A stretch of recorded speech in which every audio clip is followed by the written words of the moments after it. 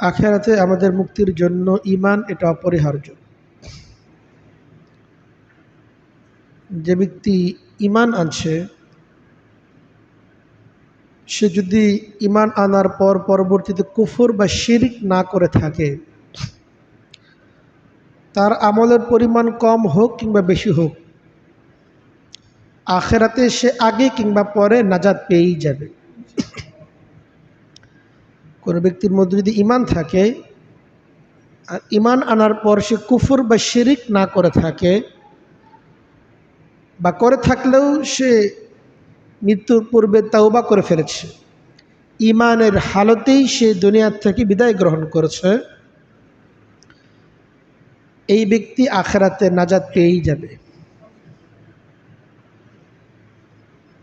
কিন্তু আখিরাতের সফলতার জন্য ঈমানের পাশাপাশি একজন ব্যক্তির জন্য নেক আমল এটা অপরিহার্য। কোনো ব্যক্তির মধ্যে যদি নেক আমল না থাকে, আখিরাতের মুক্তি তার বিলম্ব থেকে বিলম্বিত হতেই থাকবে।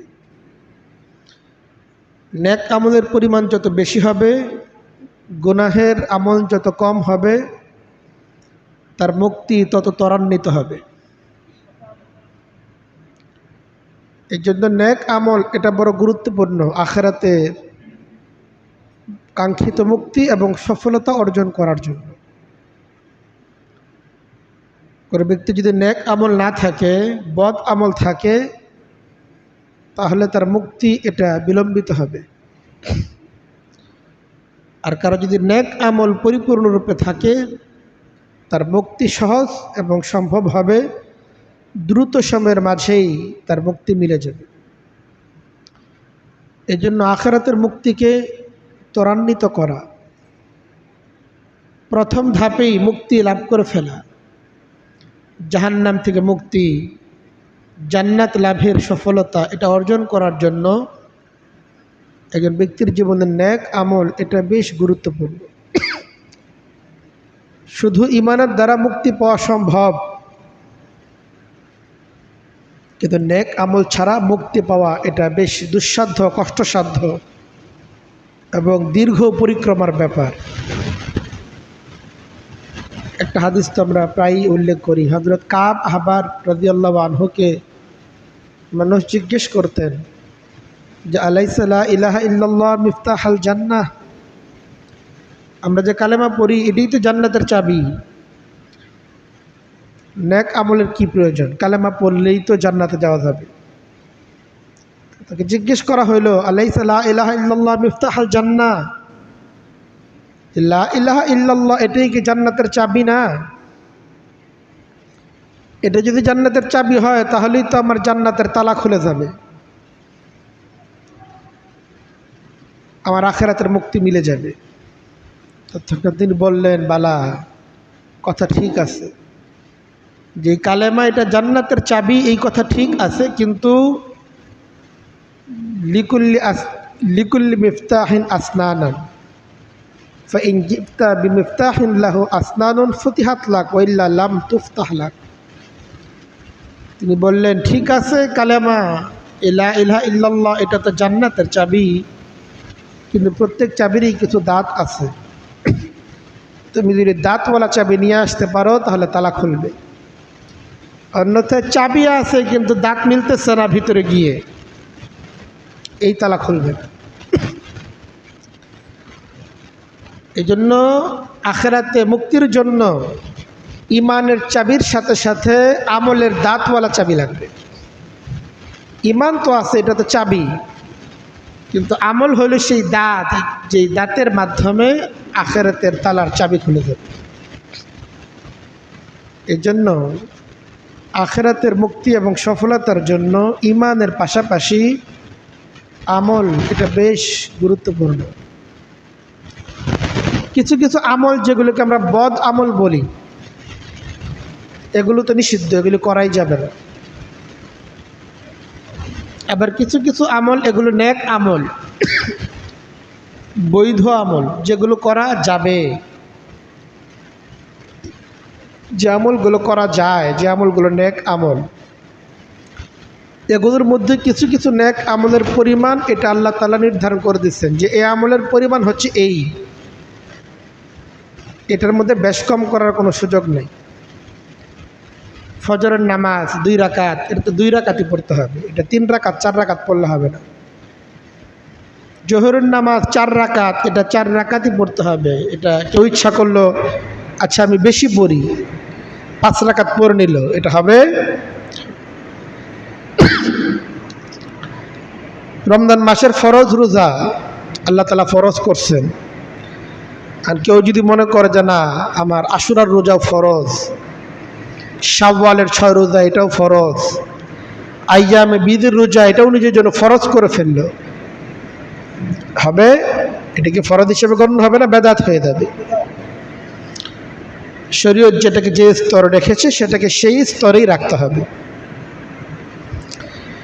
এই জন্য যে আমলগুলোর পরিমাণ আল্লাহ তাআলা নির্ধারণ করে দিয়েছেন সে আমলগুলো ওই পরিমাণই করা এটা জরুরি। তবে কিছু কিছু আমল এমন আছে এগুলোর জন্য কোনো পরিমাণ নির্ধারণ করা হয় নাই, এটা যত বেশি ইচ্ছে করা যায়। হাদিস শরীফের মাঝে নবী করিম সাল্লাল্লাহু আলাইহি ওয়াসাল্লাম এমন কিছু আমল আছেন যে আমলগুলো বেশি থেকে বেশি পরিমাণ করতে বলছে। কিছু কিছু আমল এমন আছে যেগুলো বৈধ হওয়া সত্ত্বেও নবীজি কম করতে বলছেন, যেগুলো বৈধ কিন্তু এই আমলগুলো, এই বৈধ আমলগুলো তোমরা কম করো, বেশি করো না। আবার কিছু কিছু নেক আমল এমন আছে নবী করিম সাল্লাল্লাহু আলাইহি ওয়াসাল্লাম এই নেক আমলগুলো একজন ব্যক্তি যত বেশি পারে তত বেশি করতে বলছে। আজকের জুমা পূর্ব সংক্ষিপ্ত সময়ের মাঝে আমরা সেই আমলগুলো সম্পর্কে আলোচনা করতে চাই। প্রিয় নবী মুহাম্মদ রাসূলুল্লাহ সাল্লাল্লাহু আলাইহি ওয়াসাল্লাম যে আমলগুলো আমাদেরকে বেশি করতে বলছে, এগুলো শুধু আলোচনার মধ্যে সীমাবদ্ধ না রাখা, নিজেদের জীবনে সেগুলো ফিকির করা যে আমি সেগুলো বেশি করতেছি কিনা, না করলে সেগুলো বাড়িয়ে দেওয়াচ্ছে, আমল বেশি থেকে বেশি করাচ্ছে। তো প্রিয় নবী সাল্লাল্লাহু আলাইহি ওয়াসাল্লাম তার উম্মতকে যে আমলগুলো বেশি থেকে বেশি করতে বলছেন সেটা হচ্ছে এই মসজিদে আসার পরিমাণ এটা বেশি করতে বলছে। আল্লাহ রাসূল সাল্লাল্লাহু আলাইহি ওয়াসাল্লাম মসজিদে বেশি থেকে বেশি আসতে বলছে। ভাল লাগতেছে না বাসার মধ্যে, ঠিক আছে মসজিদে চলে আসো। খুব ভালো লাগতেছে মসজিদেই চলে আসো। ভালো লাগলেও মসজিদে চলে আসা, ভালো যদি নাও লাগে তবুও মসজিদেই চলে আসা। মনটা বেশ ভালো আজকে, খুব ফুর্তি, ঠিক আছে মসজিদে চলে আসি, নামাজে দাঁড়িয়ে যে আল্লাহ তাআলা শুকরিয়া আদায় করি। মনটা বড় পেরেশান, খুব দুশ্চিন্তাগ্রস্ত, মসজিদে চলে আসা চাই, নামাজে দাঁড়িয়ে যাওয়া চাই আল্লাহর কাছে। এই জন্য যে কোনো সমস্যায় বা যে কোনো সুবিধায়, আনন্দ হোক বা বেদনা হোক, মুমিনের সমস্যার সমাধান আছে মসজিদের মধ্যে। মসজিদের পরিবেশ, এটার সাথে নিজের একটা আত্মিক সম্পর্ক এটা জুড়ে যাওয়া চাই। হাদিসের মধ্যে এসেছে আল্লাহ রাসূল সাল্লাল্লাহু আলাইহি ওয়াসাল্লাম সাহাবায়ে কেরামকে উদ্দেশ্য করে বলেন, আলা আদুল্লুকুম আলা মা ইয়ামহু বিহিল খাতাওয়া ওয়া ইয়ারফাউ বিহিদ দারাজাত। আমি কি তোমাদেরকে এমন কয়েকটা আমলের কথা বলবো না যে আমাদের মাধ্যমে আল্লাহ তাআলা তোমাদের গুনাহগুলোকে মাফ করে দেবেন এবং তোমাদের মর্যাদাগুলোকেও আল্লাহ তাআলা বাড়িয়ে দিবেন? এমন কিছু আমলের কথা কি আমি বলবো না? নবী প্রশ্ন করতেছেন, দৃষ্টি আকর্ষণ করতেছেন। নবী তো ডাইরেক্ট বলে দিতে পারতেন এই শোনো কয়েকটা কাজ আছে, এইভাবে বলেন না। মনোযোগ আকর্ষণ করতেছেন যে তাদের যেন আগ্রহ এখানে কাজ করে। তো আলা আদুল্লুকুম, আমি তোমাদেরকে এমন কিছু আমাদের পথ দেখাবো না, আলা মা ইয়ামহুল্লাহু বিল খাতায়া, যার দ্বারা আল্লাহ তাআলা তোমাদের জীবনের বাঁকে বাঁকে যে গুনাহগুলো হয়ে থাকে সেই গুনাহগুলো মাফ করে দেবেন, ওয়া ইয়ারফাউ বিহিদ দারাজাত, এবং তোমাদের মর্যাদাকে আল্লাহ তাআলা বৃদ্ধি করে দিবেন। সাহাবায়ে কেরাম উত্তর দিলেন, বালা ইয়া রাসূলুল্লাহ, হে আল্লাহর রাসূল কেন বলবেন না, অবশ্যই বলেন, এটাই তো দরকার। আল্লাহ রাসূল সাল্লাল্লাহু আলাইহি ওয়াসাল্লাম বললেন, 3টা আমলের কথা এখানে বলছেন। 1 নম্বর হচ্ছে ইসবাগুল ওযু আলাল মাকারিহ, খুব কষ্ট করে হলেও অজুটাকে পরিপূর্ণরূপে করা। আরব দেশ, পানির সংকট ছিল, পানি সংকট থাকলে অজুটা পরিপূর্ণভাবে করো। বা যখন শীতকাল আসে ঠান্ডা পানি ব্যবহার করতে কষ্ট হয়, কষ্ট হওয়া সত্ত্বেও ঠিকঠাক মতো সুন্দরভাবে অজু করো। সবগুলোই এর অংশ। দ্বিতীয় যে কাজটা নবী করিম সাল্লাল্লাহু আলাইহি সাল্লাম বলেছেন সেটা হচ্ছে কাসরাতুল খুতা ইলাল মাসাজিদ। মসজিদে তোমাদের যাওয়া আসার পরিমাণ যেন বেশি হয়, মসজিদে গমনের পরিমাণ যেন বেশি হয়। কাসরাতুল খুতা আরবিতে বেশি অর্থ হচ্ছে কাসরাত। কাসরাতুন শব্দের অর্থই হচ্ছে বেশি। তো আল্লাহ রাসূল সাল্লাল্লাহু আলাইহি সাল্লাম বলতেছেন কাসরাতুল খুতা ইলাল মাসাজিদ, তোমার এই যে পদাঙ্ক এটা যেন মসজিদের দিকে বেশি হয়।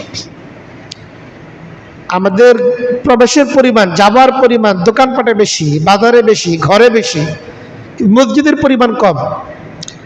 অনেক ব্যক্তি এমন আছে সপ্তাহে একবার তার মসজিদে হাজিরা হয়, বা কোনো একটা ওয়াক্তে মসজিদে পড়ে, বাকি 4 ওয়াক্তেই বাসায় পড়ে।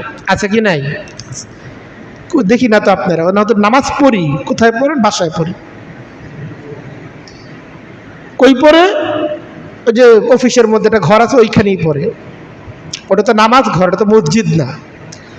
মসজিদ হওয়ার নামাজ ঘর হওয়ার মধ্যে অনেক পার্থক্য আছে, সওয়াবের দিক থেকে অনেক তারতম্য আছে। মসজিদের মধ্যে নামাজ পড়ার সওয়াব অনেক গুণ বেশি।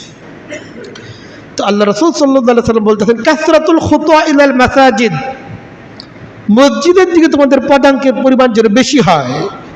সর্বাবস্থায় তোমাদের মসজিদে যাওয়া চাই। এটা শুধু নামাজের সময় মসজিদে আসা, মসজিদ উপস্থিতি এর মধ্যে সীমাবদ্ধ না থাকা চাই মুমিনের জন্য, বরং নিজের আমলকে বৃদ্ধি করার জন্য, আমলকে সমৃদ্ধ করার জন্য মসজিদমুখী হওয়া এটা বেশ গুরুত্বপূর্ণ। আমাদের বাসা বাড়িতে অনেক ক্ষেত্রে আমলের পরিবেশ থাকে না, আমল করতে চাইলেও করার সুযোগ হয়ে ওঠে না। কিন্তু মসজিদের পরিবেশটি আমাদের পরিবেশ, একান্তে নিরিবিলিভাবে নিভৃতে আল্লাহ তাআলা ডাকার মধ্যে যে স্বাদ, আল্লাহর কাছে সাজদা করার মধ্যে যে স্বাদ, এটাকে মসজিদ ছাড়া অন্য কোথায় পাওয়া সম্ভব? এজন্য কাসরাতুল খুতা ইলাল মাসাজিদ, আল্লাহ রাসূল সাল্লাল্লাহু আলাইহি ওয়াসাল্লাম মসজিদের যাবার পরিমাণটাকে বেশি হওয়া চাই। আর তৃতীয় বিষয়টা বলছেন ইন্তিজারুস সালাত বাদাস সালাত, এক নামাজের পর আরেক নামাজের অপেক্ষায় থাকা। এটা মসজিদও হইতে পারে বা বাসায় গিয়ে অপেক্ষায় থাকা যে কখন আবার আযান হবে, আবার মসজিদে যাব। এই যে 3টা আমল, এগুলো এমন আমল যার দ্বারা আল্লাহ গুনাহ মাফ করে দেন, আখিরাতে মর্যাদাকেও আল্লাহ বৃদ্ধি করে দেন। এর মাঝে এই 3টা আমলের মধ্যে মাঝখানের যে আমলটা, এটা আমাদের একটা আলোচ্য বিষয়ের অংশ, যে কাজটাকে নবী করিম সাল্লাল্লাহু আলাইহি সাল্লাম বেশি থেকে বেশি করতে বলছেন। এটা মনে না করা চাই মসজিদে শুধু 5 বারই আসা যাবে এমন না, মসজিদে আসার পরিমাণ এটা নির্ধারিত না যে শুধু 5 বারই আসা যাবে এমন না। বরং আমি ফজরের নামাজ পড়ে বাসায় গেলাম, হয়তো একটু বিশ্রাম নিলাম, খাবার দাবার খেলাম, আচ্ছা এখন একটু ভালো লাগতেছে, ঠিক আছে যাই মসজিদে চলে যাই, কিছু কোরআন তেলাওয়াত করে আসি, কিছু নফল নামাজ আদায় করে আসি, বা এখানে দিনই কোনো কিতাব আছে, পরিবেশটাও খুব সুন্দর, আচ্ছা মসজিদে গিয়ে কিছু কিতাবাদি পড়ে আসি। বাসায় ভালো লাগতেছে না, মনটা কেমন ছটফট করতেছে, আচ্ছা ঠিক আছে মসজিদে চলে আসি। ভালো লাগলেও মসজিদ, ভালো যদি না লাগে তবুও মসজিদ। মুমিনের মসজিদে আসার পরিমাণ এটা বেশি থেকে বেশি হওয়া চাই। এটা শুধুমাত্র সপ্তাহে 1 বার বা দৈনিক 5 বার এটার মধ্যে সীমাবদ্ধ না, বরং যত বেশি থেকে বেশি পারা যায় মসজিদে আগমনের পরিমাণ এটা মুমিনকে বাড়ানো চাই। নবী করিম সাল্লাল্লাহু আলাইহি সাল্লাম যে আমলগুলো আমাদেরকে বাড়াইতে বলছেন এর মধ্যে একটা হলো মসজিদে আসার পরিমাণ বৃদ্ধি করা চাই। প্রিয় নবী সাল্লাল্লাহু আলাইহি সাল্লাম যে আমলগুলো তার উম্মতকে বেশি থেকে বেশি করতে বলেছেন তার মধ্যে একটা আমল হচ্ছে এই নামাজ এবং সাজদার পরিমাণ যেন বৃদ্ধি পায়। আল্লাহ রাসূল সাল্লাল্লাহু আলাইহি সাল্লাম মুমিনদেরকে, তার উম্মতকে নামাজ এবং সাজদার পরিমাণকে বৃদ্ধি করতে বলেছেন। আমাদের উলামায়ে কেরামের সাধারণ বক্তব্য তো এটাই যে সাজদা এটা স্বতন্ত্র সাজদা না, সাজদা এটা নামাজের একটা অংশ হিসেবেই সাজদা। ভিন্ন কোন উলামায়ে কেরাম শুধু সাজদা এটাকেও তারা সমর্থন করেন, শুকরিয়া দেওয়ার জন্য কোনো সাজদা, শুধু সাজদাই করলো অন্য কোনো আমল না সাথে, এটাও করতে পারে। তো শুধু সাজদা হোক বা নামাজের ভেতরে সাজদা হোক, উভয়টাই কাঙ্ক্ষিত, যেটাকে নবী করিম সাল্লাল্লাহু আলাইহি সাল্লাম বেশি থেকে বেশি করতে বলেছেন। হাদিসের মধ্যে এসেছে আল্লাহ রাসূল সাল্লাল্লাহু আলাইহি সাল্লাম বলেন ইন্না সালাতা খায়রু মাওযুইন, নামাজ তো সর্বোত্তম ইবাদত। মান ইসতাতা আন ইস্তাকসিরা ফালইস্তাকসির, তোমাদের মধ্যে যে ব্যক্তি যত বেশি পারে এটাকে বৃদ্ধি করার জন্য তত বেশি এর বৃদ্ধি করা চাই। ফরজ নামাজের পরিমাণ নির্ধারিত, এটাকে বাড়ানোর কোনো সুযোগ নাই। কিন্তু নফল যে নামাজগুলো আছে এটার জন্য কোনো পরিমাণ নির্ধারিত নাই। 2 রাকাত 2 রাকাত করে 4 রাকাত করে করে যত বেশি থেকে বেশি একজন মুমিন পড়তে চায় তো পড়তে পারে, এতে কোনো বাধা নাই। আমাদের অনেক অবসর সময় থাকে, সময় কাটে না, নামাজের মধ্যে সময়টাকে ব্যয় করাচ্ছে। অবসর সময় আছে তো নামাজে দাঁড়িয়ে যাওয়াচ্ছে। মসজিদেও যারা অনেক সময় আগেই আসি, আমরা 10 মিনিট 20 মিনিট আগে আসি, হয়তো এমনিতেই বসে থাকি। এমনিতে বসে না থাকে সময়টা নামাজের মধ্যে কাটিয়ে দেওয়া চাই, জিকিরের মধ্যে কাটিয়ে দেওয়া চাই, তেলাওয়াতের মধ্যে কাটিয়ে দেওয়া চাই। তো নামাজ তো মসজিদের একটা গুরুত্বপূর্ণ ইবাদত। তো মসজিদে যখন আসবো, অবসর সময় যেগুলো আছে সেগুলোকে অনর্থক ব্যয় না করে সেগুলোকে অবশ্যই নামাজের মধ্যে কাটিয়ে দেওয়া চাই। এবং এটাকে শুধুমাত্র নামাজটাকে শুধুমাত্র মসজিদের আমল মনে না করা চাই। আমার বাসায় আছে, আমি বাসায় হয়তো এখন কোনো নির্ধারিত কাজ নেই, আচ্ছা ঠিক আছে 2 রাকাত নামাজে দাঁড়িয়ে যাই। অফিসের মধ্যে আছি, হয়তো এখন কাজ, আমার অফিসে এখন চাপ নাই, সময় আছে, আচ্ছা 2 রাকাত নামাজ পড়ে ফেলতে পারি যদি আমার সুযোগ থাকে, অফিসের কাজের সাথে সেটা যেন সাংঘর্ষিক না হয়। দোকানের মধ্যে আসছি, মাত্রই আসছি, এখনো কোনো কাস্টমার আসে নাই, আচ্ছা ঠিক আছে 2 রাকাত নামাজে দাঁড়িয়ে যাই। এবং অসংখ্য সময় আমাদের জীবনের ফাঁকে ফাঁকে থাকে যে সময়গুলোকে আমরা নামাজের মধ্যে ব্যয় করতে পারি, সেই নামাজের মধ্যে ব্যয় করা চাই। কোনো নেয়ামত লাভ করলাম, আনন্দের সংবাদ আসলো, তো আল্লাহ তাআলা শুকরিয়া আদায় করার জন্য নামাজে দাঁড়িয়ে যাওয়া চাই। হঠাৎ কোনো পেরেশানি সংবাদ আসলো, একটা দুঃখজনক সংবাদ আসলো, এই পেরেশানিকে দূর করার জন্য, আল্লাহ তাআলা সাহায্য আদায় করার জন্য নামাজে দাঁড়িয়ে যাওয়া চাই। জীবনের সর্বাবস্থায় নামাজকে অবলম্বন বানিয়ে ফেলা চাই এবং এটার পরিমাণ উত্তর বৃদ্ধি করা চাই। এটা শুধুমাত্র 5 ওয়াক্ত ফরজ নামাজ এবং এর আগে পরে সুন্নত মুআক্কাদা, সেই যে পড়তেছি এখনো সেইটাই রয়ে গেছে, আর বৃদ্ধি পেল না, এমন না হওয়া চাই। সম্ভব হলে তো তাহাজ্জুদের আমলে অভ্যস্ত হওয়া চাই, ইশরাকের আমলে অভ্যস্ত হওয়া চাই, আওয়াবিন পড়ার সুযোগ থাকে সেটা পড়া চাই। এছাড়াও ফাঁকে ফাঁকে যখন নফল নামাজের সুযোগ আসে সেটা পড়ার জন্য চেষ্টা একজন মুমিনকে এটা করা চাই। হাদিসের মধ্যে এসেছে, আল্লাহ রাসূল সাল্লাল্লাহু আলাইহি সাল্লাম এক হাদিসের মধ্যে বলেন, আকসির মিনাস সুজুদি ফাইন্নাহু লাইসা মিন ইয়াসজুদুল্লাহ তাআলা ইল্লা রাফাআল্লাহু বিহা দারাজাতান ওয়া হাত্তা আনহু বিহা খাতিআতান। আল্লাহ রাসূল সাল্লাল্লাহু আলাইহি সাল্লাম সাজদার পরিমাণ কেউ বাড়াইতে বলছেন, তোমরা বেশি থেকে বেশি সাজদা করো। কারণ মুমিন যখন আল্লাহ তাআলা সন্তুষ্টির জন্য সাজদা করে, এই সাজদার মাধ্যমে আল্লাহ তাআলা তার গুনাহগুলিকে মাফ করে দেন এবং আখিরাতে তার আল্লাহ তাআলা মর্যাদাকে বৃদ্ধি করে দেন। দুনিয়ার মর্যাদা বৃদ্ধির জন্য, একটা প্রমোশনের জন্য আমরা কত ছটফট, একটা প্রমোশনের জন্য কত তোষামদি, কত জায়গায় দৌড়ঝাঁপ আমরা লক্ষ্য করি, কত অস্থিরতায় থাকি, কত অপেক্ষায় আমরা থাকি, কতবার দোয়া চাওয়া হয় হুজুরদের কাছে, হুজুর সামনে একটা আছে, একটা প্রমোশনের সম্ভাবনা আছে, দোয়া করেন। আখিরাতের প্রমোশন কত সহজ করে দিয়েছেন আল্লাহ তাআলা। আপনি সাজদা করবেন তো অটোমেটিক আখিরাতে প্রমোশন হয়ে যাবে, আলাদাভাবে কারো কাছে গিয়ে দোয়া চাওয়ার দরকার নেই। আল্লাহ তাআলা সিস্টেম করে দিচ্ছেন, যত বেশি সাজদা তত বেশি প্রমোশন, তত বেশি মর্যাদার স্তর এটা বৃদ্ধি পাবে, নেয়ামতের পরিমাণ তত বৃদ্ধি পেতে থাকবে। এই জন্য যে আমলগুলো নবী করিম সাল্লাল্লাহু আলাইহি সাল্লাম তার উম্মাহকে বেশি থেকে বেশি করতে বলেছেন, এর মধ্যে একটা হচ্ছে বেশি থেকে বেশি নামাজ আদায় এবং বেশি বেশি থেকে সাজদা আদায় করতে নবী করিম সাল্লাল্লাহু আলাইহি সাল্লাম বলেছেন। আল্লাহ রাসূল সাল্লাল্লাহু আলাইহি সাল্লাম তার উম্মতকে বেশি থেকে বেশি রোজা রাখতে নির্দেশ করেছেন। ফরজ রোজার পরিমাণ তো নির্ধারিত, রমজান মাসের 29 বা 30 দিন রোজা, কিন্তু নফল রোজার জন্য কোনো পরিমাণ নির্ধারিত নাই। যত বেশি একজন ব্যক্তি করতে পারে, তো করতে চায় তো করতে পারে। তবে সুন্নাহ এইটি, হযরত দাউদ আলাইহিসসালাতু ওয়াসসালাম যে নিয়মে রোজা রাখতেন, কেউ যদি বেশি থেকে বেশি রাখতে চায়, আল্লাহ রাসূল সাল্লাল্লাহু আলাইহি সাল্লামের পরামর্শ হচ্ছে তার জন্য হযরত দাউদ আলাইহিসসালাতু ওয়াসসালামের তরিকায় রোজা রাখা। একদিন গ্যাপ দিয়ে গিয়ে রোজা রাখতেন হযরত দাউদ আলাইহিসসালাতু ওয়াসসালাম।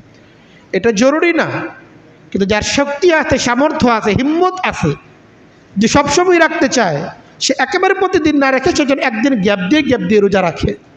এই জন্য বেশি থেকে বেশি রোজা রাখা এটা নবী করিম সাল্লাল্লাহু আলাইহি সাল্লামের তার উম্মার প্রতি নির্দেশনা।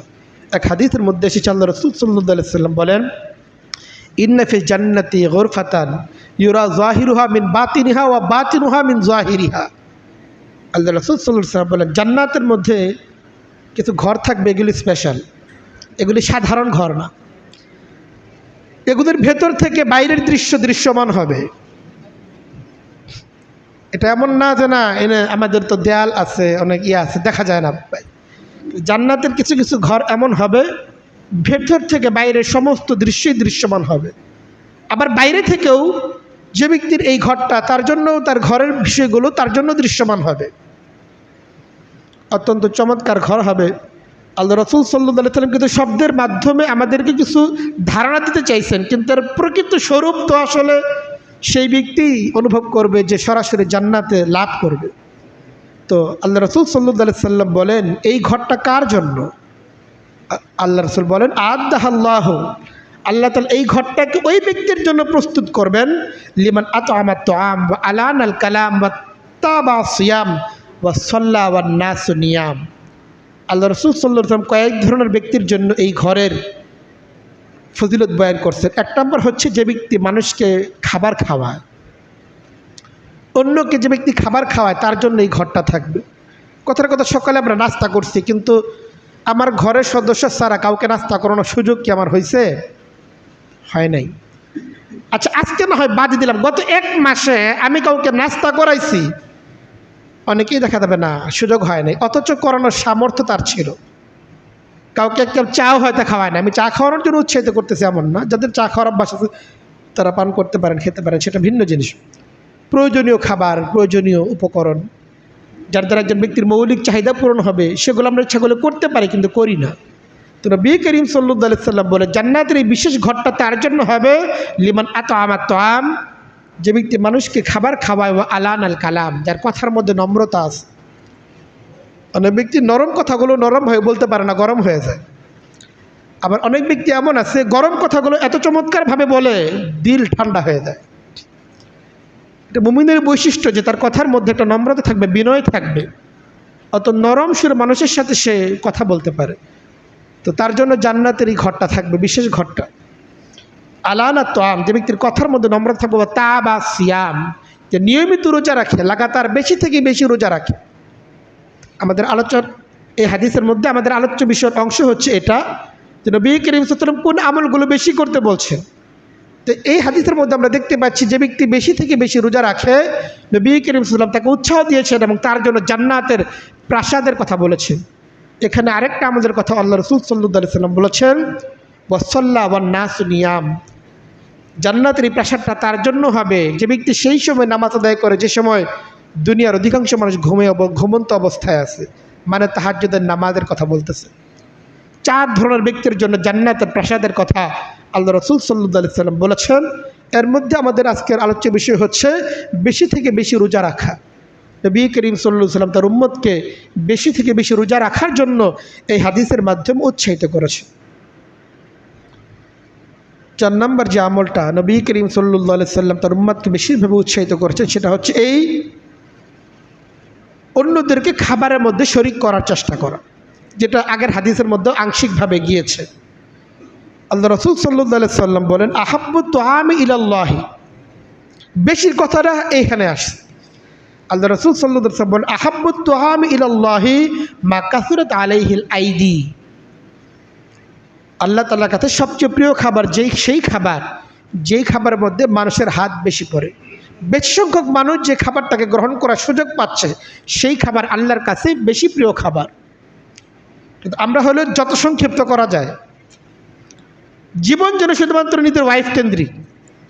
একটা ভালো খাবার খাবে, আচ্ছা ঠিক আছে, নিজের ওয়াইফরে নিয়ে খাবে, বা সর্বোচ্চ নিজের সন্তানদেরকে, আচ্ছা ঠিক আছে আমি আমার পরিবার। কিন্তু ভালো খাবারের মধ্যে যে বাইরের মানুষকেও শরীক করার ব্যাপার আছে, এটা মনেই করি না। যার ফলে এই খাবারটা উত্তম খাবার হয় না, এটা নিকৃষ্ট খাবারে পরিণত হয় আমাদের দৃষ্টিভঙ্গির কারণে। অন্য মানুষকে শরীক করা প্রয়োজনীয়তা কখনোই অনুভব করি না, অথচ সামান্য যতটুকু সম্ভব হয় নিজের সামর্থ্য অনুসারে অন্যকে শরিক করার, এটা নবী করিম সাল্লাল্লাহু আলাইহি ওয়াসাল্লামের সুন্নাহ। হযরত সাইয়্যিদুনা ইব্রাহিম আলাইহিস সালাতু ওয়াস সালাম তো কখনো মেহমান ছাড়া খাবারই খেতেন না, হাদিসের মধ্যে এসেছে। আর আমরা বছরের পর বছর যাই কাউকে মেহমান করার প্রয়োজন মনে করি না। মেহমান করার জন্য এটা মনে করার প্রয়োজন না যে মসজিদের ইমাম সাহেবরা দাওয়াত দিতে হবে, এটা না। মেহমান করার জন্য আপনি যে কাউকে দাওয়াত দিতে পারেন। আপনার প্রতিবেশী, তার কি আপনি আগে দাওয়াত দেন? আপনার ভাই, তাকে আবার দাওয়াত দেন। আপনার বাবা, আপনার মা দূরে থাকেন, তাদেরকে দাওয়াত দেন আপনার বাসায়। আপনার সমাজের অনেক দুস্থ ব্যক্তি এমন আছে, দরিদ্র ব্যক্তি আছে, তাকে নিয়ে আপনি খাবার খেতে পারেন, অপমান বোধ করার কিছু নিয়ে।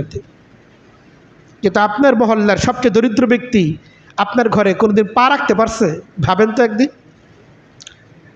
দাওয়াতের জন্য তো পরের কথা, সে তার প্রয়োজন নিয়ে সে আপনার ঘরে আসছে, যে প্রয়োজন আপনি ইচ্ছা করে পূরণ করতে পারেন। কোনোদিন এমন হয়েছে এই সমাজে আপনার কি প্রাসঙ্গিকতা? আপনার জীবন শুধুমাত্র আপনার ব্যক্তি এবং আপনার পরিবারকে কেন্দ্র করে, সমাজের কোনো দায়বদ্ধতা নাই, সামাজিকভাবে কেউ আপনার দ্বারা উপকৃত হয় না, আপনার জীবনের কি মূল্য আছে? এই জীবন তো মূল্যহীন জীবন। জীবনের সার্থকতা, জীবনের স্বাদ আপনি অনুভব করেন নাই। মানুষের জন্য কিছু করার মধ্যে, সমাজের জন্য কিছু করার মধ্যে, অসহায় দরিদ্র প্রতিবেশীদের জন্য কিছু করার মধ্যে যে আনন্দ এবং তৃপ্তি, এটা অসাধারণ এক তৃপ্তি, আপনি এটা কোনো দিন লাভ করেন নাই। এই জন্য আহ্বান থাকবে এটা যে আল্লাহ রাসূল সাল্লাল্লাহু আলাইহি ওয়াসাল্লাম যেটা আমাদেরকে উৎসাহিত করেছেন, ভালো খাবার খাও তো সাথে একজনকে শরিক করো। আহাব্বুত তাআম ইলাল্লাহি মা কাসরাত আলাইহিল আইদি। ব্যক্তি তার সামর্থ্য অনুপাতে করবে। যে খাবারের মধ্যে বেশি সংখ্যক মানুষ অংশগ্রহণ করতে পারে সেই খাবার আল্লাহ তাআলার কাছে তত বেশি প্রিয় হয়। এজন্য আমাদের খাবারটাকে যদি আল্লাহর প্রিয় করতে চাই, আমাদের প্রিয় তো কত খাবারই আছে, কিন্তু এই খাবারটা যদি আল্লাহর প্রিয় করতে চাই তো সেখানে আরও কিছু মানুষ আমার সামর্থ্য অনুসারে সেটাকে শরিক করা চাই। খাওয়িয়ে দেখেন কি পরিমাণ আনন্দ আছে অন্যকে খাওয়ানোর মধ্যে। আল্লাহ রাসূল সাল্লাল্লাহু আলাইহি ওয়াসাল্লাম যে কাজগুলো আমাদেরকে বেশি করার জন্য নির্দেশনা দিয়েছেন তার মধ্যে একটা কাজ হইল প্রতিবেশীকে সহযোগিতা করা। প্রতিবেশীদেরকে সহযোগিতা করা নবী করিম সাল্লাল্লাহু আলাইহি ওয়াসাল্লাম নির্দেশনা, এটা যত বেশি থেকে বেশি পারা করতে থাকো। হাদিসের মধ্যে এসেছে আল্লাহ রাসূল সাল্লাল্লাহু আলাইহি ওয়াসাল্লাম বলেন, উসিকুম বিল জারি হাত্তা উকসিরা। তোমাদেরকে আমি প্রতিবেশীদের কথা বলতে বলতে অনেক বেশি বলে ফেলি, কারণ আল্লাহ তাআলা আমাকে প্রতিবেশীদের কথা বেশি থেকে বেশি বলছেন, কাজে আমিও তোমাদেরকে বেশি বলি। প্রতিবেশীর কি হক আদায় করবে? দেখেন, প্রতিবেশীর হক আদায় করার জন্য আপনার একটা সব কিছু দিয়ে তাকে নিজে একেবারে দুস্থ হয়ে যেতে হবে এমন ব্যাপারটা না। আপনি আপনার সামর্থ্য অনুসারে প্রতিবেশীকে সাহায্য করতে পারেন। যেমন নবী করিম সাল্লাল্লাহু আলাইহি ওয়াসাল্লাম একটা পরামর্শ দিয়েছেন যে যখন ঘরে ভালো খাবার রান্না করো, ফাইদা তাবাখতুমুল লাহমা, নবী করিম সাল্লাল্লাহু আলাইহি ওয়াসাল্লাম যখন তোমরা বাসার মধ্যে গোশত রান্না করো, ফাআকসিরুল মিরাকা বিল মা, পানি এবং ঝোলের পরিমাণ একটু বাড়ায় দাও। যখন গোশত বা মজাদার খাবার যখন রান্না করো তো ঝোলের পরিমাণ একটু বাড়িয়ে দাও, কারণ ফাইন্নাহু আউসু আবলাগু লিল জিরান, কারণ এটা তোমাদের প্রতিবেশীর জন্য সহায়ক হবে। যে রান্না করা খাবার যখন প্রতিবেশীর ঘরে আপনি পৌঁছানোর জন্য সহায়ক হবে। কারণ চিন্তা করার অনেক সময় অল্প খাবার, এটা দিবই কি, আপনি অল্পই দেন না, আপনি বেশি দিতে পারেন না, অল্পই দেন আপনার প্রতিবেশীকে। সাহাবায়ে কেরামের মধ্যে এই রাবাত ছিল, তার রান্না করা খাবার একজন আরেকজনকে হাদিয়া দিতেন। গত এক যুগের মধ্যে অনেকের খুঁজে পাওয়া যাবে না তার বাসার থেকে রান্না করা খাবার তার প্রতিবেশীর বাড়িতে পৌঁছে। আমি এটা অতিরিক্ত বলি নাই, আপনি নিজের ক্ষেত্রে ভাবেন না। হয়তো আপনার আত্মীয়রা খাওয়াইছেন, কিন্তু আপনার প্রতিবেশী যার সাথে আপনার আত্মীয়তার সম্পর্ক নাই, খুব ঘনিষ্ঠ সম্পর্ক নাই, তার ঘরে কোনোদিন রান্না করা খাবার আপনার বাসা থেকে একটা টিফিন ক্যারিয়ার করে পৌঁছে, রেকর্ড নাই। এই হলো প্রতিবেশীর হক আদায় করা হচ্ছে। নবী করিম সাল্লাল্লাহু আলাইহি ওয়াসাল্লাম বলতেছেন ঝোলের পরিমাণ বাড়ায় দাও, প্রতিবেশীর ঘরে একটু খাবার পৌঁছে দাও। কোনোদিন পৌঁছে না। যে আমলগুলো নবী করিম সাল্লাল্লাহু আলাইহি ওয়াসাল্লাম বেশি থেকে বেশি করতে বলছেন, মুমিন সে আমলই করে না। এটা হচ্ছে একটা মুসলিম সমাজের চিত্র, কত দুঃখজনক চিত্র। মুমিনের সমাজের চিত্র একটা মুসলিম সমাজের চিত্র তো এমন হওয়ার কথা না।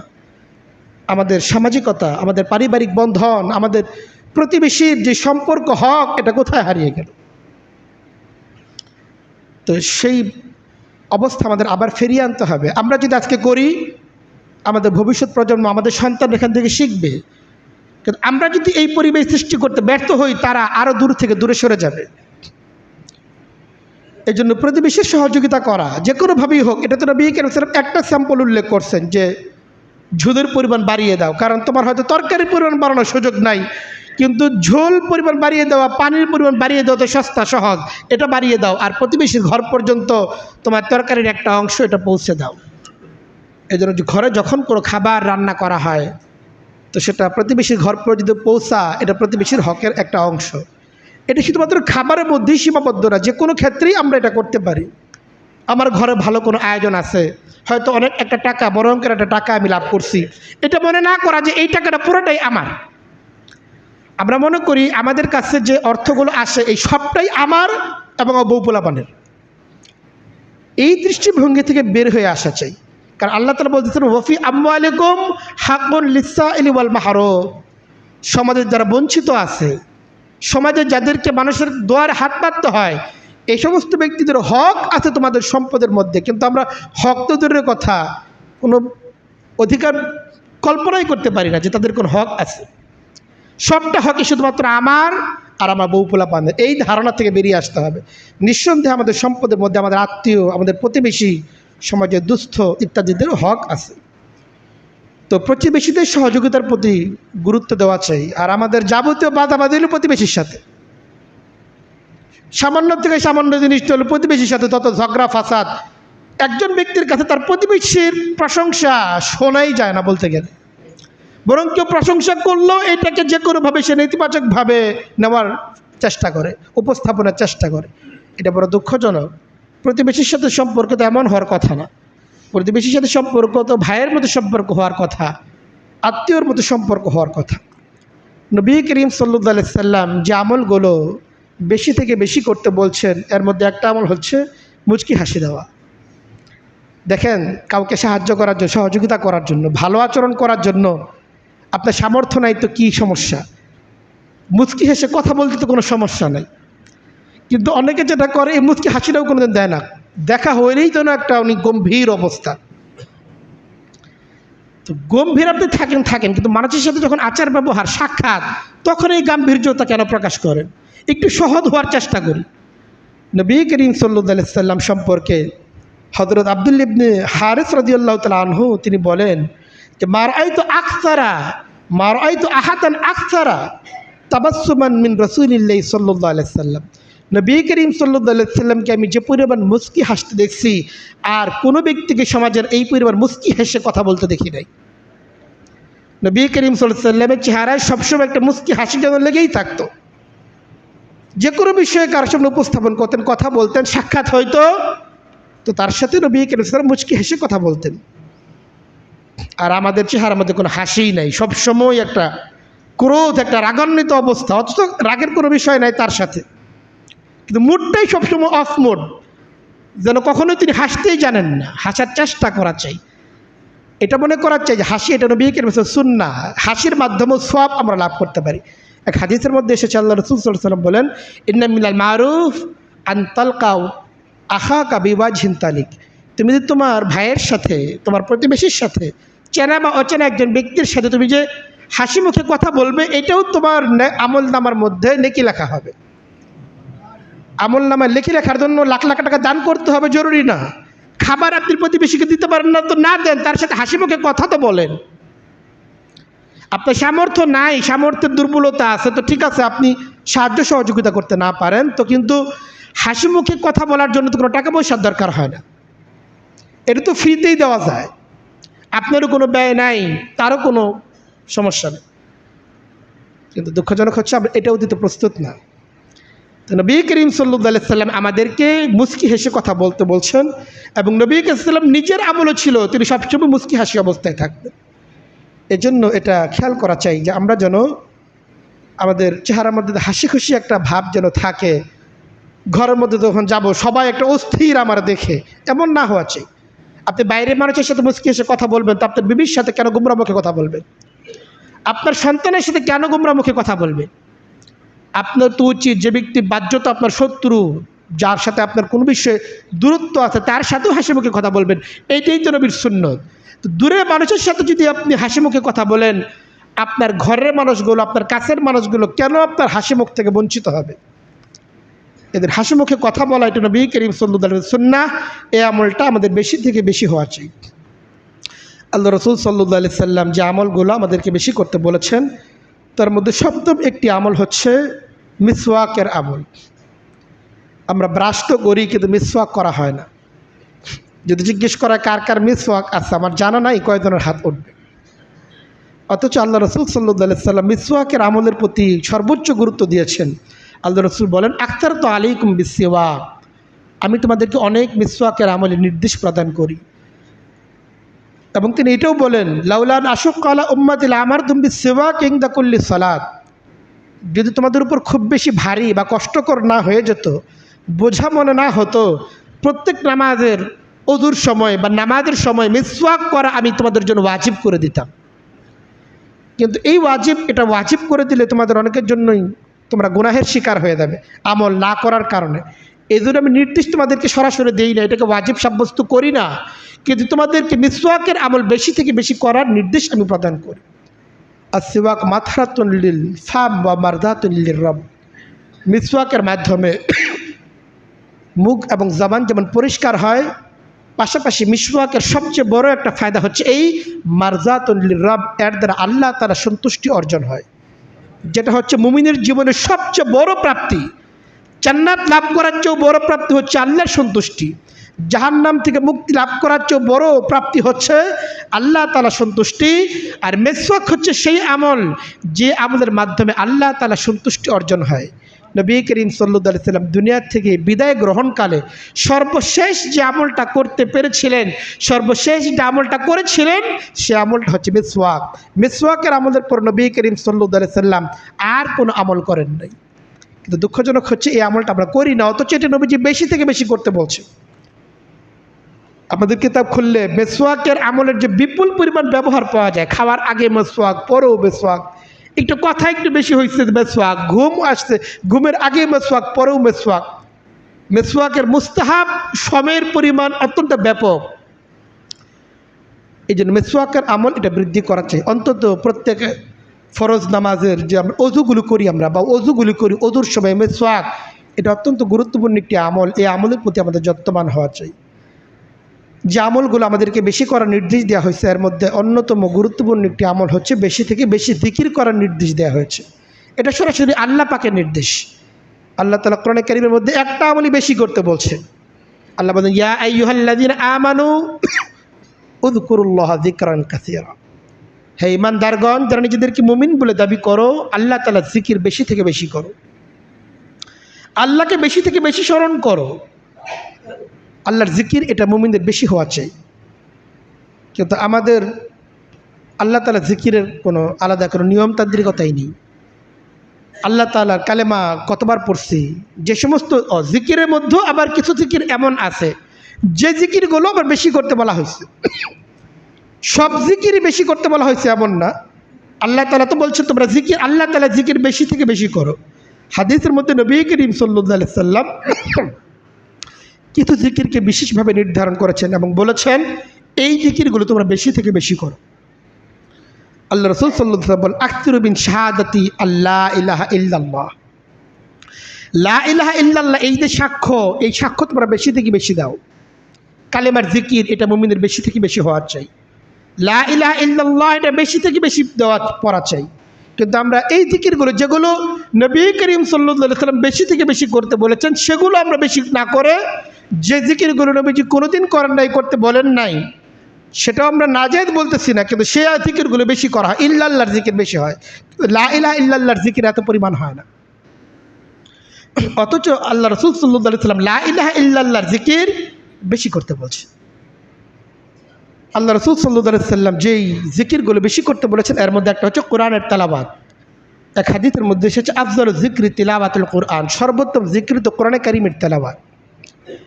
নবী করিম সাল্লাল্লাহু আলাইহি ওয়াসাল্লাম সাহাবায়ে কেরামকে একবার বললেন যে তোমরা ইকরাউল কুরআনা ফি কুল্লি শাহরিন, প্রত্যেক মাস অন্তত একবার কোরআন শরীফের খতম দেওয়ার চেষ্টা করো। কিন্তু অনেক মানুষ এমন আছে তার গোটা জিন্দেগি মাত্র একবার কোরআন শরীফ খতম দিয়েছিল, সেটাও 20 বছর আগে। এমন মানুষও আছে এই সমাজের মধ্যে 20 বছর আগে কোরআন শরীফ খতম দিয়েছিল। আর এর চেয়েও আশ্চর্য হইল, এমন মানুষ আছে সে কোনোদিন কোরআন খতম দেয়নি, কোরআন সে পড়তেই পারে না। সে একজন মুমিন, অথচ সে কোরআন পড়তেই পারে না, অথচ সে নিজেদেরকে মুমিন দাবি করতেছে, মসজিদে আসতেছে, সূরা কেরাত কিছু পারে না, ঘন্টার পর ঘন্টা সময় নষ্ট করতেছে, সূরা কেরাত শিখতে হবে এই প্রয়োজনীয়তা সে অনুভব করে না। আমি বাড়িয়ে বলতেছি না, এই তথ্য আমার জানা আছে বিধায় বলতেছি, বাইরের মহল্লার বলতেছি না, আপনাদের এই মহল্লার কথা বলতেছি। কোনোদিন আইসা বলে না যে হুজুর একটা সূরা শিখান, বা একটা সূরা আমি কোনোরকম শিখছি আপনি এসে শোনেন, আমাকে তো কেউ বলে নাই কোনোদিন। 7 বছর চলে যাচ্ছে, অথবা জানা আছে এই লোকগুলো পারে না, কোনো আগ্রহও নাই। মসজিদে কোনো কোরআন তালাওয়াত শিক্ষার আয়োজন করা হলেও লোক পাওয়া যায় না একজন, জিজ্ঞেস করে দেখেন মাওলানা আছে। এই হলো মুসলিম সমাজের চিত্র, কোরআন তালাওয়াতের ব্যাপারে এই হলো অবহেলা, অথচ নিজেদেরকে মুমিন দাবি করা হচ্ছে। তো নবী করিম সাল্লাল্লাহু আলাইহি সাল্লাম সাহাবায়ে কেরাম ইকরাউল কুরআনা ফি কুল্লি শাহরিন, প্রত্যেক মাসে একবার কোরআন শরীফ খতম দেওয়ার চেষ্টা করো। সুম্মা ক্বালা ফি কুল্লি 15, এরপরে বললেন যে না, আরও কম সময় দরকার, 15 দিনে একবার কোরআন শরীফ খতম দেওয়ার চেষ্টা করো। এরপরে বললেন ফি কুল্লি 70, 7 দিনে একবার কোরআন শরীফ খতম দেওয়ার চেষ্টা করো। সাহাবায়ে কেরামকে বলছেন যারা কোরআন কারীম তেলাওয়াত করতে পারি, তো তাদের তো উচিত, সাহাবায়ে কেরামের সুন্নাহ এটাই ছিল, তারা সাধারণত সাহাবায়ে কেরাম 7 দিনে একবার কোরআন শরীফ খতম দিতেন। এবং সাহাবায়ে কেরামের আদরটা এটা ছিল, তারা সাধারণভাবে কোরআন তেলাওয়াতের চেয়ে নামাজের মধ্যে বেশি পড়তেন। অধিকাংশ সাহাবায়ে কেরাম যে কোরআন খতম দিতেন সেটা ছিল তাহাজ্জুদের নামাজের মধ্যে। আমরা তো কোরআন মুখস্থই করি না। সাহাবায়ে কেরাম কোরআন যে হেফজ করতেন, এর পেছনে মূল একটা উদ্দেশ্য ছিল এই, কোরআন হেফজ করলে নামাজের মধ্যে বেশি তেলাওয়াত করা যাবে। এই জন্যই তারা কোরআন কারীমের হেফজ করতেন, যে নামাজের মধ্যে আমি বেশি কোরআন তেলাওয়াত করতে পারতেছি। কিন্তু আমরা নামাজের মধ্যে আমরা সর্বোচ্চ যে সূরাটা পড়তে পারি সেটার হলো সর্বোচ্চ 4 লাইন বা 5 লাইন, এর চেয়ে বেশি বড় আয়াতনের কোনো সূরা আমরা পড়তে পারি না, মুখস্থই করি না। অথচ সময় কত অপচয় করতেছি, কত অবহেলা করতেছি। আল্লাহ আমাদেরকে মাফ করেন, বোধ দান করেন। নবী করিম সাল্লাল্লাহু আলাইহি সাল্লাম যে জিকিরগুলো বেশি করতে বলেছেন, আল্লাহ রাসূল বলেন মান আহাব্বা আন তাসুররাহু সহিফাতুহু, হাসরের ময়দানে আমলনামা দেখে মন খুশি হয়ে যাবে। এটা কে চায়? আমরা সবাই চাই যে আমলনামা দেখলে দিল ভরে যাবে, আনন্দে আত্মহারা হয়ে যাবে, এটা আমরা চাই না? তো যারা চায় এইটা, নবী করিম সাল্লাল্লাহু আলাইহি সাল্লাম তাদেরকে বলতেছেন মান আহাব্বা আন তাসুররাহু সহিফাতুহু ফালইউকসির ফিহা মিনাল ইস্তিগফার, যে ব্যক্তি চায় হাসরের দিন আমলনামা দেখে তার মন ভরে যাবে, মন আনন্দিত হয়ে যাবে, সেজন্য তার আমলনামাকে ইস্তিগফারের দ্বারা ভরপুর করে ফেলে। বেশি থেকে বেশি ইস্তিগফার পড়া চাই। ইস্তিগফার অসংখ্য ফজিলত, যেই ফজিলত এখন বলে শেষ করার সুযোগ নেই, সময় সংক্ষেপ। নবীজি এই ইস্তিগফার নামক যে জিকিরটা আছে এইটা আমাদেরকে বেশি করতে বলেছেন। আল্লাহ রাসূল সাল্লাল্লাহু আলাইহি ওয়াসাল্লাম আরেকটা জিকির ব্যাপারে বলেন আকসির মিনাস সালাতি আলাইয়া, আমার উপর দুরূদ তোমরা বেশি থেকে বেশি পড়ো, এটা বেশি পড়তে বলা হয়েছে।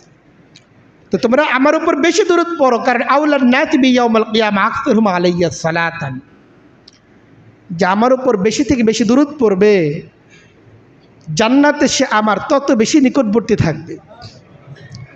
যার কথা আপনি বেশি আলোচনা করবেন আপনার আখিরাত তার সাথেই হবে। আমাদের সমাজে তো অন্যের আলোচনা বেশি, নেতা নেত্রী নিয়ে আলোচনা বেশি, তো আপনার হাসর তো নেতা নেত্রীর সাথেই হবে। আপনার যার আলোচনা আপনার বেশি হবে, এটা তো আমার বক্তব্য না, আপনি খুলেন হাদিসের কিতাব, আল্লাহ রাসূল সাল্লাল্লাহু আলাইহি ওয়াসাল্লাম কী বলছেন দেখেন না, এবং আপনার লাইফস্টাইলটা একটু চিন্তা করে দেখেন না, আপনার গন্তব্য কোন দিকে যাচ্ছে। নবী করিম সাল্লাল্লাহু আলাইহি ওয়াসাল্লাম বলেন আউলান নাসি বিয়াউমিল কিয়ামা আকসারহুম আলাইয়া সালাতান, আমার উপর যার দরিদ্রের পরিমাণ বেশি হবে, যার দরিদ্রের পরিমাণ যত বেশি সে আমার তত নিকটবর্তী থাকবে জান্নাতে। এজন্য দুরূদ শরীফের পরিমাণ এটা বেশি হওয়া চাই। আরেকটা জিনিসের জিকির বেশি করতে নবীজি বলছে, সেটা হচ্ছে আকসিরু যিকরা হাদিমিল লাযযাত আল মাউত, মৃত্যুর স্মরণ এটা তোমরা বেশি করো। জিকির শুধু জবানের দ্বারা না, কলবের দ্বারাও জিকির হওয়া চাই, স্মরণটা হওয়া চাই, মৃত্যুর স্মরণ বেশি হওয়া চাই। মৃত্যুর স্মরণে আসতে চায় না। ওমর ইবনুল খাত্তাব রাদিয়াল্লাহু তাআলা ব্যস্ত মানুষ ছিলেন, এত ব্যস্ততার মধ্যে মৃত্যুর কথা কখন স্মরণ করবেন? এই জন্য একজন ব্যক্তিকে নিয়োগ করে দিচ্ছেন যে তোমার কাজ হলে এই একটু পরে পরে আমাকে মৃত্যুর কথা স্মরণ করা দিবা, তোমার এটা জিম্মাদারি। যে ওমর, মৃত্যু সত্য, মৃত্যু আসতেছে, মৃত্যু আসন্ন, অবশ্যম্ভাবী, এটা আসবেই, রেহাই নেই। আমরাও ইচ্ছা করলে আমাদের মৃত্যুর কথাগুলো স্মরণ করতে পারি, ঘরের মধ্যে মৃত্যু সম্বলিত একটা আয়াতের অর্থ টাঙিয়ে রাখতে পারি। মোবাইল স্ক্রিনের মধ্যে লেখা রাখেন আল মৌত হাক্কুন, মৃত্যু সত্য। যে মোবাইল যে আপনার গুনাহের কাজ হয়, থমকে যাবেন, খোলার সাথে সাথেই তো বের হইতে কুল্লু নাফসিন যায়কাতুল মাউত, প্রত্যেক ব্যক্তিকে মৃত্যুর স্বাদ আস্বাদন করতে হবে।